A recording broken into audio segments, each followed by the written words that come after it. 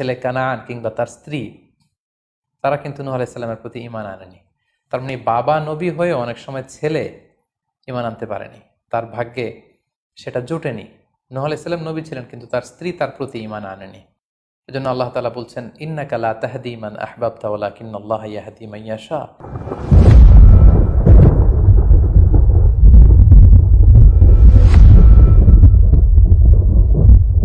আসসালামু আলাইকুম ওয়া রাহমাতুল্লাহি ওয়া বারাকাতুহু। নাহমাদুহু ওয়া নুসাল্লি আলা রাসূলিহিল কারীম। আম্মা বা'দু ফাআউযু বিল্লাহি মিনাশ শাইতানির রাজীম। বিসমিল্লাহির রহমানির রহিম। নূহ আলাইহিস সালাম আউয়ালু রাসূলিন বুইসা ইলা আহলিল আরদ। সাইয়েদনা আদম আলাইহিস সালাম এবং ইদ্রিস আলাইহিস সালামের পরে আল্লাহ তাআলা নূহ আলাইহিস সালামকে পৃথিবীর সর্বপ্রথম রাসূল করে এই পৃথিবীতে প্রেরণ করেছেন।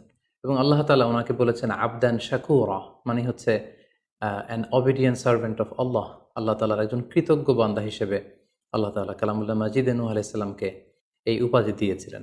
পাশাপাশি তিনি হচ্ছেন উলুল আজমি মিনার রসুল, অর্থাৎ 5 জন নবীকে আল্লাহ তাআলা কুরআনুল কারীমে দৃঢ় প্রত্যয়ী বা দৃঢ়চেতা রাসূল হিসেবে ঘোষণা করেছেন। নূহ আলাইহিস সালাম হচ্ছেন তাদের মধ্য থেকে অন্যতম।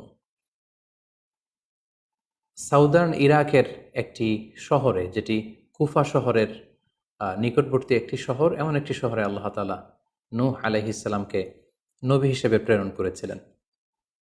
সাইয়েদনা আদম আলাইহিস সালাম থেকে শুরু করে নূহ আলাইহিস সালাম পর্যন্ত টানা 1000 বছর পর্যন্ত পৃথিবীতে শিরকের সূচনা বা উৎপত্তি হয়নি। বেসিকলি নূহ আলাইহিস সালামের জামানাতেই এই পৃথিবীতে সর্বপ্রথম শিরকের সূচনা হয়েছিল। ইবলিস শয়তান সর্বপ্রথম নূহ আলাইহিস সালামের জামানার যে কওমের লোকেরা, তাদের কাছে শিরকের ইন্ট্রোডিউস করেছিল। তাদের সময়ে 5 জন আল্লাহওয়ালা ব্যক্তি ছিল। তাদের ইন্তেকালের পরে শয়তান সেই জনগোষ্ঠীর লোকদের কাছে এসে বলল, তোমরা এই সমস্ত কি ইবাদত করছো?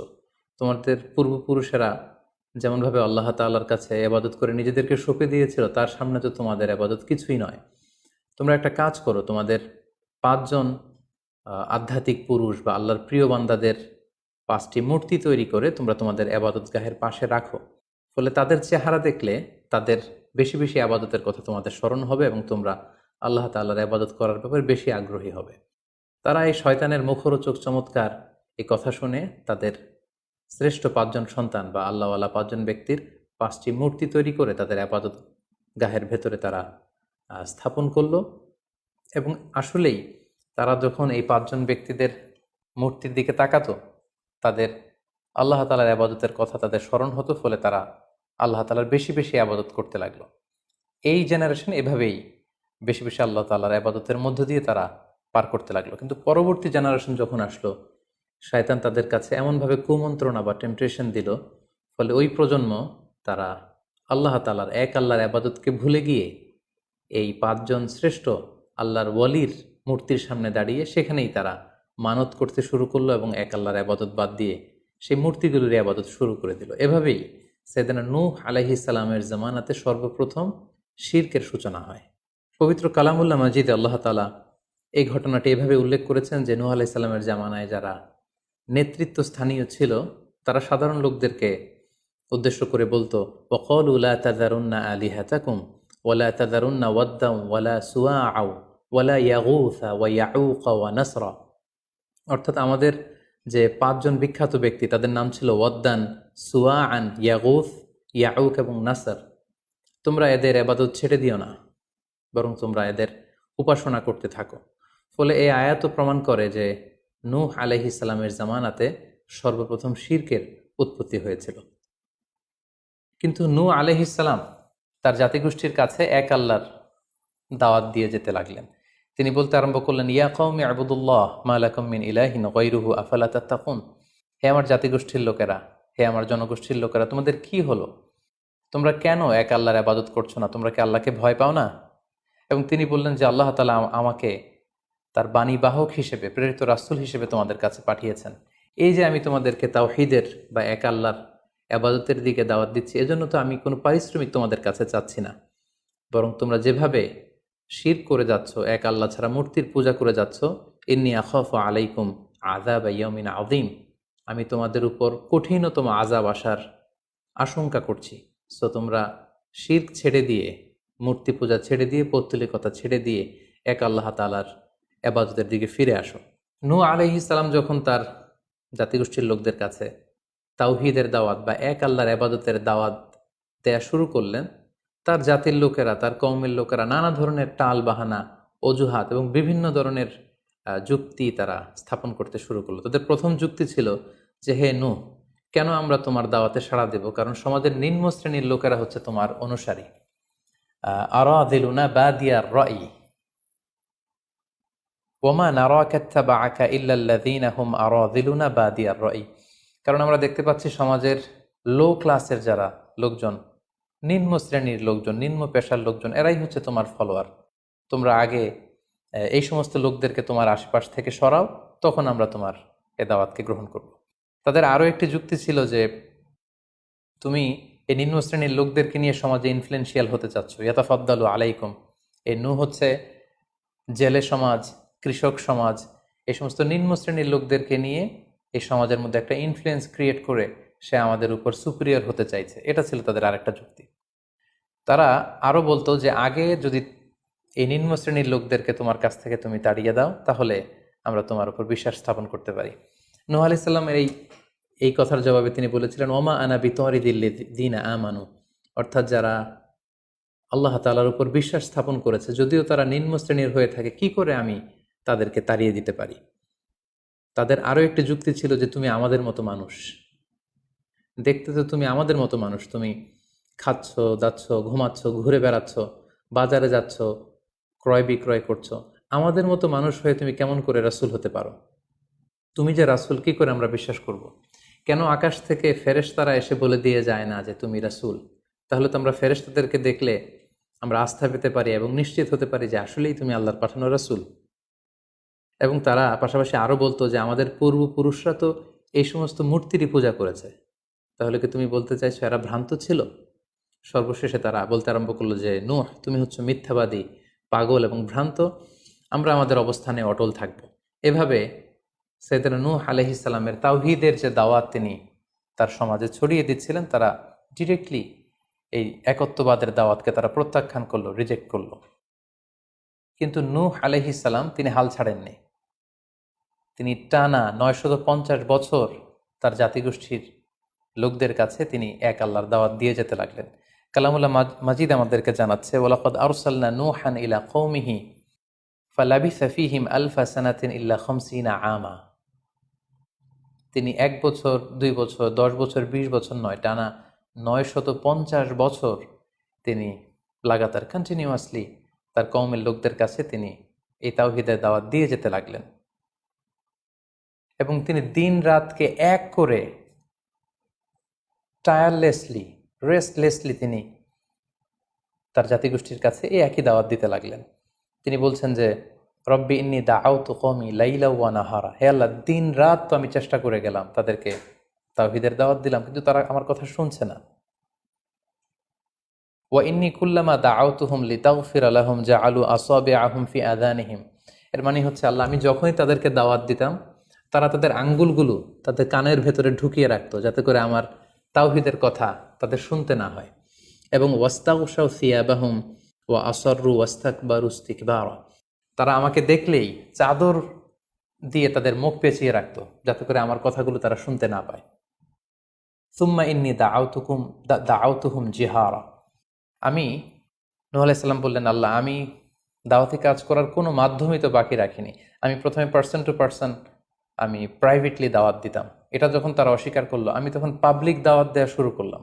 আমি তাদের বড় গ্যাদারিংসে, বিভিন্ন ফেস্টিভ্যালে যে তাদেরকে এই দাওয়াতের কথা শোনালাম, কিন্তু তারা প্রত্যাখ্যান করেছে।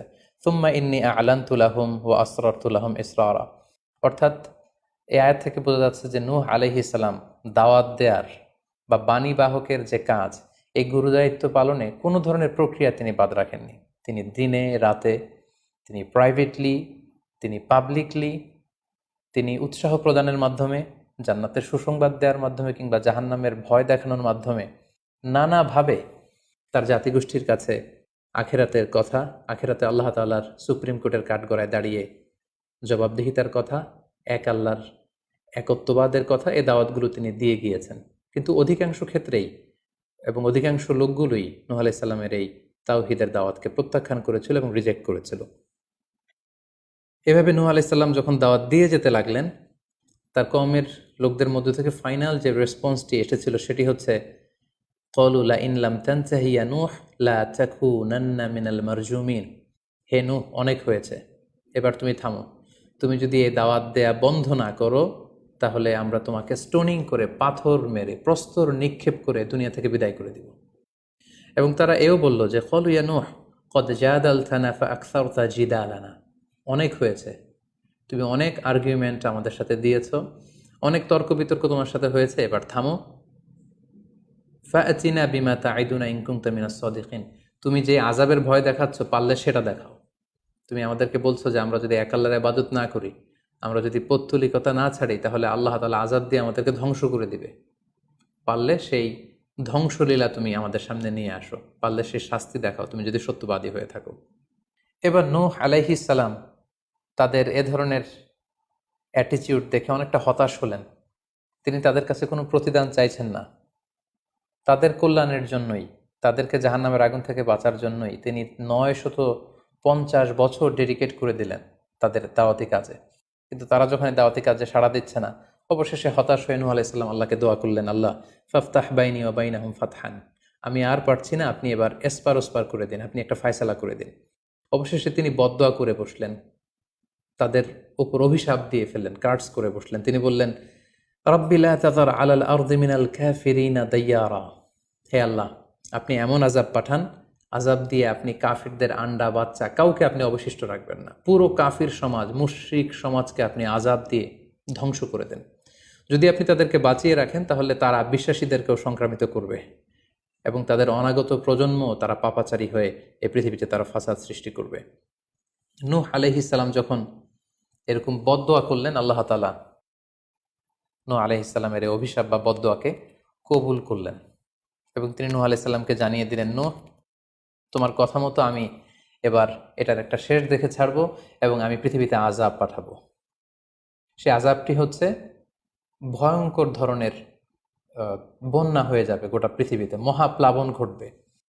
সো সে প্লাবন থেকে বাঁচার জন্য ওয়াসনাইল ফুলকা বিআইউনিনা ওয়া ওয়াহিনা, অর্থাৎ হে নূহ, তুমি আমার গাইডেন্স বা আমার পাঠানো দিক নির্দেশনা অনুযায়ী তুমি বিশাল একটি নৌকা বানাও বা কিস্তি বানাও বা বিশাল একটি জলতরী বা নৌযান বানাও, যাতে করে এই মহাপ্লাবন থেকে বাঁচার জন্য তুমি বিশ্বাসীদেরকে নিয়ে এই নৌযানে, এই কিস্তিতে, জাহাজে বা এই জলতরীতে, এই নৌকাতে তোমরা আশ্রয় নিতে পারো। আল্লাহ তাআলার পক্ষ থেকে এই আদেশ যখন আসলো, সাইয়েদনা নূহ আলাইহিস সালাম বিশ্বাসীদেরকে নিয়ে বিশাল এক জলতরী বা নৌকা বা বিশাল এক জাহাজ তিনি তৈরি করলেন।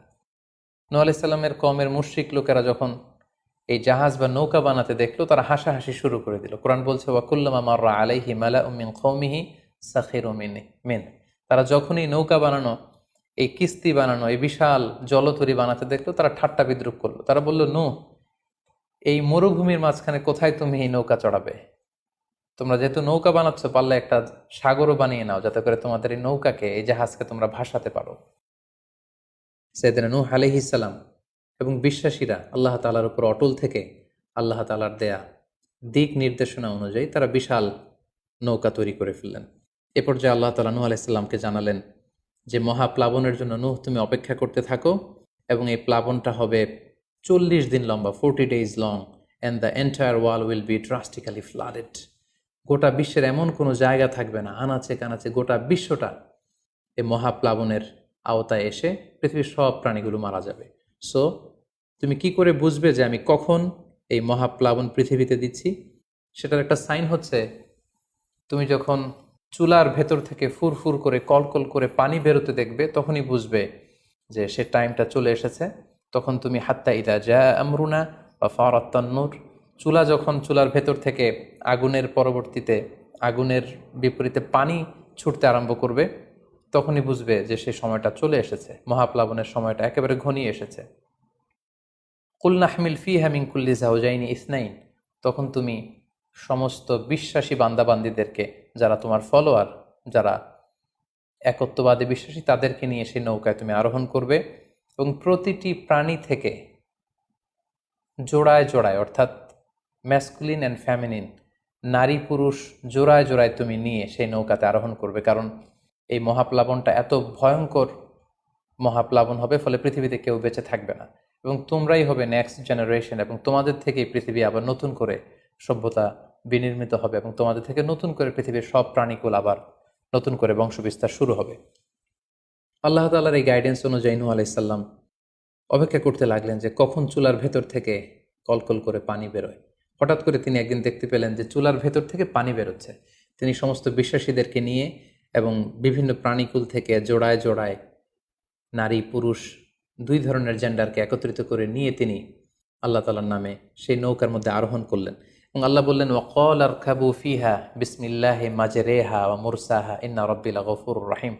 আল্লাহ বললেন, তোমরা যখন আরোহণ করবে তোমরা আল্লাহর নামে আরোহণ করবে, অর্থাৎ বিসমিল্লাহ বলে আরোহণ করবে, কারণ তোমাদের এই নৌকার এই জাহাজের গতি এবং স্থিতি এটা হবে আল্লাহর নামে। এটার সেইলিং বা অ্যাঙ্করিং, এটার পানির উপরে ভেসে চলা এবং এটার নোঙর ভিড়ানো সবটাই হবে আল্লাহ তাআলার নামে। এবং আল্লাহ তাআলার আদেশ অনুযায়ী নূহ আলাইহিস সালাম সবাইকে নিয়ে সেই নৌকায় আশ্রয় নিলেন। কোরআন আমাদেরকে জানাচ্ছে, ওহিয়া তাজরি বিহিম ফি মাউজিন কাল জিবাল, গোটা বিশ্বব্যাপী এমন ভয়ঙ্করভাবে আকাশ থেকে ঝুম বৃষ্টি নাজিল হলো, জমিন তার ভেতরে থাকা পানিগুলোকে উপরে উদ্গীরণ করে দিতে লাগলো, উপর থেকে পানি, নিচ থেকে পানি, ফলে গোটা বিশ্বে এক মহাপ্লাবনের পরিস্থিতি তৈরি হলো। এবং সেই ভয়ঙ্কর প্লাবনের মধ্যে, সেই ঝড় ঝাপটার মধ্যে, সেই পানির মধ্যে নূহ আলাইহিস সালামের সেই কিস্তি বা সেই জলতরী বা সেই নৌকা ভাসতে লাগলো। কোরআন বলছে যে ফি মাউজিন কাল জিবাল, বিশাল পাহাড় সম ঢেউয়ের মধ্যে নূহ আলাইহিস সালামের তরী আল্লাহর নামে ভাসতে আরম্ভ করলো এবং আল্লাহর নামে নূহ আলাইহিস সালাম সেই তরী ভাসিয়ে দিলেন।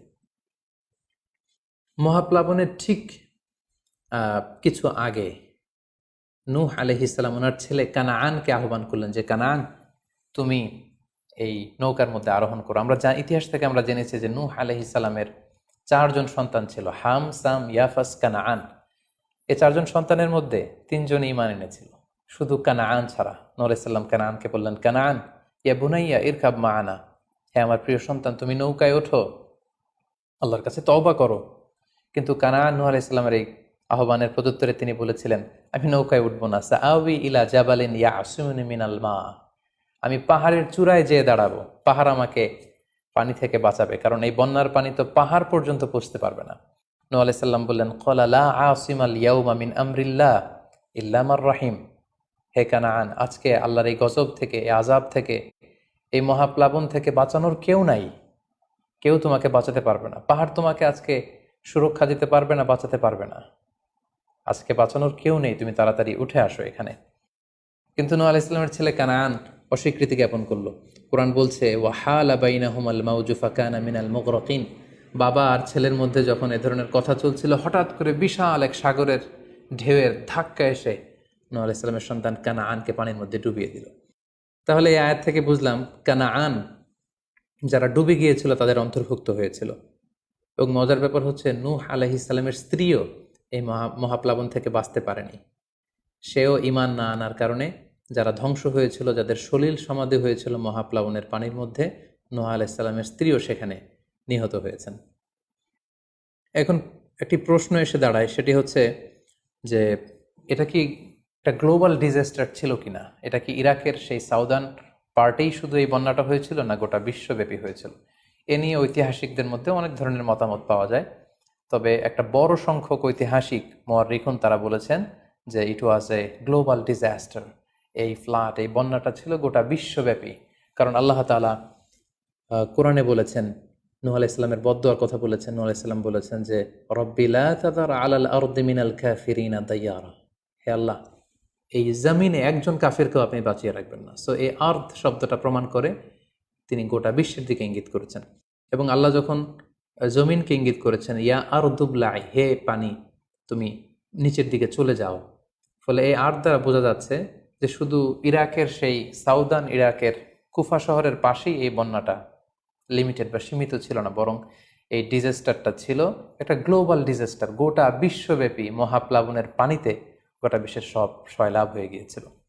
40 দিন এই বন্যাটা কন্টিনিউ করেছে এবং 40 দিনের এই সময়ে মহাপ্লাবনে যত কাফির মুশরিক এবং নূহ আলাইহিস সালামের সময়কালের যত মুশরিক এবং অবাধ্য লোকেরা ছিল সবাইকে আল্লাহ তাআলা এই বন্যার মাধ্যমে ধ্বংস করেছেন। 40 দিন পর আল্লাহ তাআলা আদেশ করলেন, ইয়া আরদু বুলাঈ মাআকি ওয়া ইয়া সামাউ আকলিঈ, অর্থাৎ হে আকাশ তুমি বৃষ্টি বর্ষণ করা এবার স্টপ করো, এবার বন্ধ করো। এবং জমিনকে বললেন, জমিন তুমি যে মাটির ভেতর থেকে পানি বের করছিলে, এই পানি বের করা বন্ধ করে তুমি ভূপৃষ্ঠের উপরে থাকা পানিগুলোকে গিলে ফেলো। ওয়াগীদাল মা, ফলে আল্লাহ তাআলার আদেশের সাথে সাথে পানি বর্ষণ এবং পানি জমিনের ভেতর থেকে বের হয়, এটা বন্ধ হলো। ওয়াস্তাওয়াত আলাল জুদি, নূহ আলাইহিস সালামের এই বিশাল জলতরী বা কিস্তি বা নৌকা জুদি পাহাড়ে যেয়ে থামল। জুদি পাহাড়ে এই তরীর নোঙর ভিড়ল। এখন জুদি পাহাড়টা কোথায়? কিছু কিছু ঐতিহাসিকরা বলেছেন যে ইরাকের মোসেল শহরে একটি বিশাল মাউন্টেন রেঞ্জ রয়েছে, সেই পাহাড়ের একটা অংশের নাম হচ্ছে জুদি পাহাড়। কোনো কোনো ঐতিহাসিকগণ বলেছেন এই জুদি পাহাড়টি আর্মেনিয়াতে অবস্থিত। অনেক ঐতিহাসিকগণ মত প্রকাশ করেছেন যে এটি ইরাকেও নয়, এটি আর্মেনিয়াতেও নয়, বরং এটি তুরস্কের একটি পাহাড়। এবং তারা বিশাল বড় একটি নৌকার খণ্ড দিয়ে ঐতিহাসিকভাবে অনেকেই প্রমাণ করতে চেয়েছেন যে নূহ আলাইহিস সালামের সেই কিস্তির কিছু অংশ আজও সেই পাহাড়ের মধ্যে রয়ে গিয়েছে। সেই জুদি পাহাড়ে যখন এই নৌকাটি ভিড়ল, আল্লাহ তাআলা তখন নূহ আলাইহিস সালামকে আদেশ করলেন, ইহবিত বিসালামিন মিন্না, তুমি এবার শান্তির সাথে সেফলি সাউন্ডলি তুমি এবার সেই জুদি পাহাড়ে তোমরা নামো। ও বারাকাতিন আলাইক, তোমাদের উপর আমার পক্ষ থেকে বারাকা ব্লেসিং থাকবে। ও আলা উমামিম মিম্মান মাআক, এবং তোমার সাথে যারাই আছে সবার জন্য আমার পক্ষ থেকে ব্লেসিং থাকবে। এবং এই বিশাল মহাপ্লাবন থেকে যে আমি তোমাদেরকে বাঁচিয়ে দিয়েছি, শুকরিয়া স্বরূপ তোমরা সবাই পড়ো আলহামদুলিল্লাহ। ফাকুলিল হামদুলিল্লাহ। কোরআন বলছে যে তারা সবাই আল্লাহর প্রশংসা করে সেখান থেকে নেমে আসলো এবং নূহ আলাইহিস সালামকে আল্লাহ তাআলা শিখিয়ে দিলেন, নূহ এবার তুমি পড়ো রব্বি আনজিলনি মুনজালান মুবারাকান ওয়া আনতা খায়রুম মুনজিলিন, অর্থাৎ হে আল্লাহ আপনি এমন জায়গায় আমাদেরকে অবতরণ করুন যে জায়গাটা আমাদের জন্য কল্যাণকর, কারণ আপনিই তো উত্তম অবতরণকারী। ফলে নূহ আলাইহিস সালামের সাথে যারা ছিল বিশ্বাসীরা, তারা এবং তার সাথে প্রাণীকুলের মধ্য থেকে যারা ছিল সবাইকে নিয়ে নূহ আলাইহিস সালাম এই জমিনে বন্যা পরবর্তী মহাপ্লাবন পরবর্তী সময়ে তিনি সবাইকে নিয়ে এই জমিনের মধ্যে আবার নেমে আসলেন। ফলে ঠিক ওই সময়টাতে পৃথিবীতে আর কোনো কাফের, কোনো মুশরিক, কোনো পৌত্তলিক ছিল না, বরং তখন এটা ছিল, it was very fresh and pure monotheist generation, একত্ববাদী একটা প্রজন্ম। ফলে এখানে ঠিক ঠিক ওই সময়টাতে পৃথিবীতে আর কোনো কাফির মুশরিক আর ছিল না। আমরা আমাদের আলোচনার শুরুর দিকে বলেছিলাম যে নূহ আলাইহিস সালামের 4 জন ছেলে ছিল, হাম, সাম, ইয়াফাস এবং কানাআন। এবং ঐতিহাসিকভাবে এটা ঐতিহাসিক বিভিন্ন ধর্মগ্রন্থ থেকেও এটা প্রমাণিত যে এই 4 ছেলের মধ্য থেকে একজন ছেলে ছিল কানাআন, যে মহাপ্লাবনে মৃত্যুবরণ করেছে, এবং হাম, সাম এবং ইয়াফেস, তাদের মধ্য থেকেই মূলত গোটা বিশ্বে নতুন করে মানব সভ্যতার আবার সূচনা হয়েছে। নূহ আলাইহিস সালামের ছেলে হাম, তিনি আফ্রিকাতে তার পরিবার নিয়ে বসবাস শুরু করেন, এবং ওনার ছেলে সাম, যেখান থেকে সেমাইটিক শব্দটি আমরা বলে থাকি, ওনার ছেলে সাম তার আত্মীয় স্বজন এবং তার বংশধরদেরকে নিয়ে ধীরে ধীরে মধ্যপ্রাচ্য বা দূরপ্রাচ্যের এই এরিয়াতে পরবর্তীতে তারা বসবাস শুরু করেন। এবং ওনার ছেলে ইয়াফেস বর্তমান যে চীন বা তার আশেপাশের যে এরিয়াগুলো আছে সেখানে বসবাস শুরু করেন, এবং সেখান থেকেই মানব ইতিহাস আবার নতুন করে তার পথ চলা শুরু করলো, এবং গোটা বিশ্বে বাচ্চা রিজালান কাসীরা ওয়া নিসা, অনেক নারী পুরুষ গোটা বিশ্বে সেখান থেকে আবার ছড়িয়ে পড়তে আরম্ভ করলো। এভাবেই নূহ আলাইহিস সালাম একত্ববাদের দাওয়াত দিয়ে নিরলস প্রচেষ্টা করে ওনার জীবনকে তিনি অতিবাহিত করেছেন। সাইয়েদনা নূহ আলাইহিস সালাম ওনার ইন্তেকালের পরে ওনাকে কোথায় কবর দেওয়া হয়েছে এ নিয়ে 2টি মত পাওয়া যায়। প্রথম মত অনুযায়ী ওনাকে মক্কাতে কবরস্থ করা হয়েছে, আরেকটি মত অনুযায়ী লেবাননের কার্ক নামে একটি এরিয়াতে জাবালে দীর, সেই দীর মাউন্টেনের পাশে সাইয়েদনা নূহ আলাইহিস সালামকে কবরস্থ করা হয়েছে। সম্মানিত সুধী, এই ছিল নূহ আলাইহিস সালামের সংক্ষিপ্ত, বর্ণাঢ্য এবং সংগ্রামী জীবন কাহিনী। এ পর্যায়ে আমরা নূহ আলাইহিস সালামের এই স্টোরি থেকে, জীবনী থেকে কি ধরনের লেসন, লাইফ লেসন বা শিক্ষা আমরা পেতে পারি যেটা আমরা আমাদের সমাজের সাথে রেলেভেন্ট করতে পারি, আমরা সে বিষয়ে সামান্য কিছু আলোচনা করব। আমরা যারা দাওয়া কাজের সাথে ইনভলভড, তাদের জন্য নূহ আলাইহিস সালামের জীবনীতে আসলে নূহ আলাইহিস সালামের দাওয়া ক্যারিয়ার থেকে নেবার মতো, শেখার মতো অনেক কিছু রয়েছে। তোর মধ্যে থেকে অন্যতম হচ্ছে যে ডাইভার্সিটি অফ দাওয়া অ্যাপ্রোচ। আমরা জানি যে আমরা যারা আল্লাহ তাআলার এই কথাগুলো, কোরআন সুন্নাহর এই মেসেজগুলো পৌঁছে দিচ্ছি, আমরাও কাইন্ডা বাণীবাহকের কাজ কিন্তু আমরা করছি। যেহেতু নবীরা নেই, তাদের অনুসৃত পথকে আমরা ধারণ করে তাদের কথাগুলো আমরা পৌঁছে দিচ্ছি। সো আমাদের এই দাওয়া অ্যাপ্রোচের মধ্যে ডাইভার্সিটি থাকতে হবে। আমরা যেমনি ওরালি দাওয়া কাজ করি, নবীরা ওরালি দাওয়া কাজ করতেন, মৌখিকভাবে মানুষকে দাওয়া দিতেন। এই ওরালি দাওয়ার পাশাপাশি আমরা রিটেন দাওয়ার কাজ করতে পারি, আমরা প্র্যাকটিক্যাল দাওয়া কাজ করতে পারি। অর্থাৎ প্র্যাকটিক্যাল দাওয়াটা হচ্ছে লাইভ দাওয়া। আমার কথা দেখে, আমার আচরণ দেখে, আমার ডিলিংস দেখে মানুষ ইসলামের সৌন্দর্যের প্রতি আকৃষ্ট হবে, এবং এটা খুবই ফলপ্রসূ একটা দাওয়া সিস্টেম। সো আমরা যদি নূহ আলাইহিস সালামের জীবনের দিকে তাকাই, তাহলে দেখব উনি অনেকভাবে এই দাওয়া কাজ করেছেন। উনি প্রথম পার্সন টু পার্সন টার্গেট করে তাকে একা একা বোঝাতেন। এটা যখন কাজ না করতো, প্রাইভেট দাওয়া থেকে উনি পরে সুইচ করলেন পাবলিক দাওয়াতে। কোরআন আমাদেরকে জানিয়েছে যে তার কওমের বিভিন্ন ফেস্টিভ্যালগুলোতে, সেখানকার বিভিন্ন পাবলিক গ্যাদারিংসগুলোতে, সেখানকার বিভিন্ন ক্লাবগুলোতে তিনি যে এক আল্লাহর দাওয়া তিনি সেখানে পেশ করেছেন। পাশাপাশি নূহ আলাইহিস সালাম তার সময়ের সম্ভ্রান্ত ব্যক্তিবর্গ যারা, তাদেরকে স্পেশালি তিনি দাওয়া কাজের আওতায় নিয়ে এসেছেন। এলিট সোসাইটি যারা, আমরা যদি আল্লাহ রাসূল সাল্লাল্লাহু আলাইহি ওয়াসাল্লামের দাওয়া অ্যাক্টিভিটির দিকে তাকাই, তাহলে দেখব যে উনিও কিন্তু সানাদিদে কোরাইশের যারা লিডার শ্রেণী ছিল, গণ্যমান্য ব্যক্তিবর্গ ছিল, তাদেরকে তিনি স্পেশালি দাওয়া কাজ করতেন তাদের সাথে। কারণ আমরা জানি যে একটা সমাজের লিডার যদি ইসলামের পথে আসে, ফলে তার যে লক্ষ লক্ষ ফলোয়ার থাকবে, তারাও তার দ্বারা ইনফ্লুয়েন্স হয়ে তারাও ইসলামের পথে চলে আসবে। এবং আল্লাহ রাসূল সাল্লাল্লাহু আলাইহি ওয়াসাল্লামের জীবনীতে আমরা দেখেছি যে কোনো গোষ্ঠীর বা কোনো কওমের বা কোনো ট্রাইবের গোত্র প্রধান যখন কালিমা পড়ে মুসলমান হয়েছে, তার দেখা দেখি গোত্রের সকল নারী পুরুষ তারাও মুসলমান হয়ে গেছে। দাওয়া কাজ আঞ্জাম দেওয়ার ক্ষেত্রে যারা এলিট সোসাইটি বা সমাজের গণ্যমান্য ব্যক্তিবর্গ যারা থাকবে, তাদেরকে দাওয়া দেওয়ার ক্ষেত্রে আমাদেরকে স্পেশাল এফোর্ট দিতে হবে। কারণ তাদেরকে যদি আমরা ইসলামের পক্ষে, সত্যের পক্ষে কনভিন্সড করতে পারি, ফলে তারা সমাজের আরও অনেক লোককে ইনফ্লুয়েন্স করে ইসলামের সুশীতল বাণীর ভেতরে নিয়ে আসতে পারবে। তো এর মানে এই নয় যারা নিম্ন শ্রেণীর বা যারা সমাজের মধ্যবিত্ত বা নিম্ন মধ্যবিত্ত যে ফ্যামিলিগুলো রয়েছে বা যে সমস্ত লোকজন রয়েছে, তাদেরকে আমরা গুরুত্ব দিব না, ব্যাপারটি এমন নয়। বরং নূহ আলাইহিস সালামের ঘটনা থেকে আমরা বুঝতে পারছি যে একটা হচ্ছে মাস পিপুলদের জন্য দাওয়া, আর একটি হচ্ছে যারা সমাজের উচ্চ শ্রেণী, তাদের জন্য স্পেশালি কিছু টাইম স্পেন্ড করা, তাদেরকে আলাদাভাবে দাওয়া দেওয়া, এবং অথবা তাদের উপযোগী করে দাওয়া অ্যাক্টিভিটি তাদের কাছে যদি আমরা প্রেজেন্টেশন করতে পারি, তাহলে নিঃসন্দেহে তারাও ইসলামের সৌন্দর্যের দ্বারা আকৃষ্ট হবে। নূহ আলাইহিস সালামের এই জীবন কাহিনী থেকে আমরা আরও একটি বিষয় শিখতে পারি, সেটি হচ্ছে দাওয়া কাজে কখনো হতাশ হওয়া যাবে না, নিরাশ হওয়া যাবে না, এবং হাল ছাড়া যাবে না, বরং ভরসা রাখতে হবে আল্লাহর উপর। কারণ আমরা কয় বছর দাওয়া কাজ করে যাচ্ছি, আমরা কতটুকু এফোর্ট দিয়েছি, আমরা কতটুকু টাইম স্পেন্ড করেছি, আমরা কতটুকু স্যাক্রিফাইস করেছি। আমরা যদি নূহ আলাইহিস সালামের জীবনের দিকে তাকাই, তাহলে দেখব যে তিনি টানা 950 বছর টানা লাগাতার তিনি তার জাতিগোষ্ঠীর কাছে দাওয়াতি কাজ করেছেন, কিন্তু তিনি নিরাশ হননি, হতাশ হননি, হাল ছেড়ে দেননি, তিনি ভরসা রেখেছিলেন আল্লাহ তাআলার উপর। সো আমরা যারা দাওয়া কাজ করছি, আমরা ইনস্ট্যান্ট ফলাফলের জন্য যেন বসে না থাকি, আমরা আমাদের দায়িত্বটুকু পালন করব। নূহ আলাইহিস সালামের এই স্টোরি থেকে আমরা আরও একটি বিষয় শিখতে পারি, সেটা হচ্ছে আমাদের কাজ হচ্ছে ইফোর্ট দেয়া, বাট এটার কমপ্লিশন, এটার রেজাল্ট আসবে আল্লাহ তাআলার পক্ষ থেকে।